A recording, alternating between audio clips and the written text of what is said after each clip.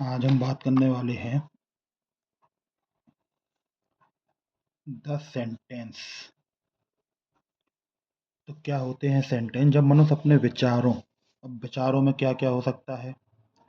Ideas हो सकते हैं, थॉट्स हो सकते हैं,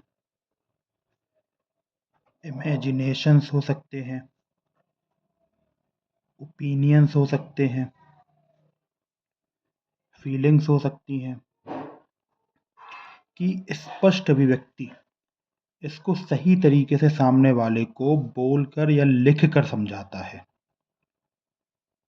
बोलकर या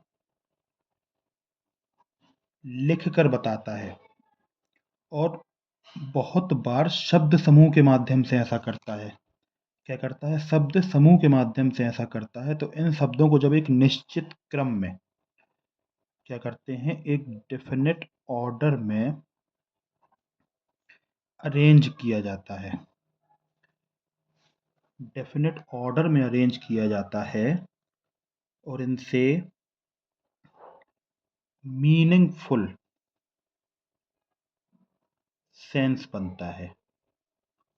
इनसे मीनिंगफुल सेंस बनता है।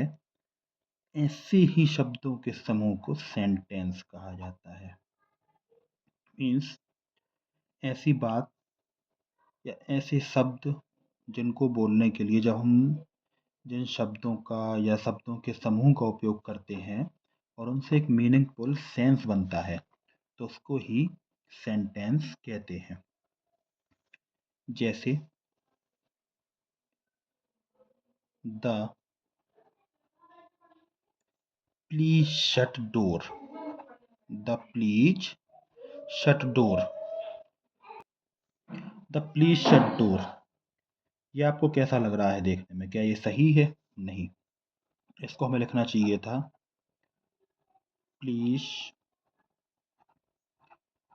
Shut the door. अब ये सेंटेंस सही हुआ, इसलिए इसको सेंटेंस कहेंगे। ये आपका सेंटेंस नहीं है। तो हम क्या कह सकते हैं? A sentence is an arrangement of a group of words put together in a definite order that expresses a complete and meaningful sense. That is called sentence. अब इसके बाद बात करते हैं, मेन चीज है कि जब भी किसी वर्ड्स का डेफिनेट ऑर्डर में अरेंज किया जाता है तभी उसको सेंटेंस कह सकते हैं। जैसे which I like the most, which I like the most। तो अब ये लाइन दी गई है, कंप्लीट सेंस नहीं देते, इसलिए इन्हें सेंटेंस नहीं लिखा जाएगा। फिर इसके बाद एक और सेंटेंस आप समझिए, 2 and 2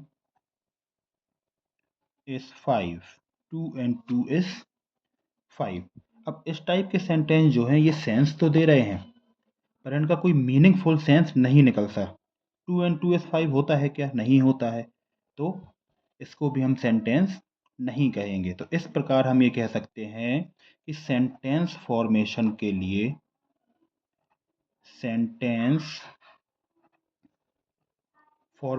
के लिए ग्रुप ऑफ वर्ड्स को डेफिनेट ऑर्डर में अरेंज करने के साथ साथ क्या डेफिनेट ऑर्डर में अरेंज करने के साथ साथ उसका सेंस भी निकलना चाहिए। और कैसा सेंस? मीनिंगफुल सेंस निकलना चाहिए, तभी उसको हम क्या कह सकते हैं, सेंटेंस कह सकते हैं। तो इस पूरे वीडियो का एक ही उद्देश्य है आपको ये समझाना कि सिर्फ बातों को लिख देना ही सेंटेंस नहीं होता है, उन बातों का मतलब निकलना चाहिए, तभी उन बातों को हम वाक्य या सेंटेंस कह सकते हैं। क्या कह सकते हैं, वाक्य या सेंटेंस कह सकते हैं। अगले वीडियो में हम समझेंगे सेंटेंस कितने प्रकार के होते हैं और उनके कुछ उदाहरण।